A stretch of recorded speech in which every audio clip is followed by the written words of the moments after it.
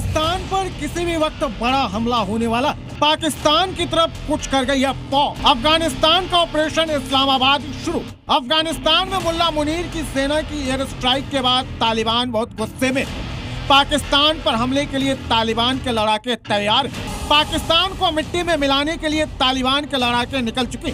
100-200 नहीं बल्कि तालिबान के 15,000 लड़ाके पाकिस्तान बॉर्डर की तरफ कूच कर गए।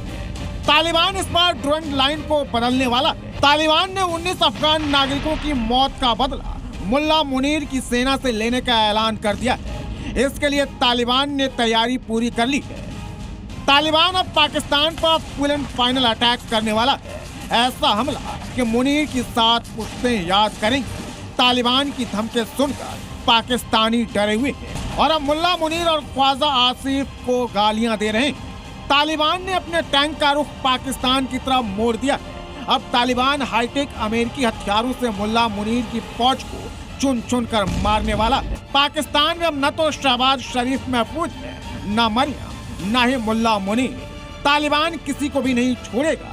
जिस एयर डिफेंस सिस्टम के जरिए इजराइल अपनी सुरक्षा करता है, बहुत जल्द ही वो एयर डिफेंस सिस्टम भारत के पास भी होगा। प्रधानमंत्री नरेंद्र मोदी इजराइल दौरे पर जाने वाले हैं और वहां दुनिया के सबसे एडवांस और भरोसेमंद एयर डिफेंस सिस्टम में से एक आयरन डोम को लेकर डील होने जा रही है। इजराइल के कौंसल जनरल ने इस ओर इशारा किया है। S-400 एयर डिफेंस सिस्टम के बाद अब आयरन डोम के आने से भारत की सुरक्षा अभेद्य हो जाएगी।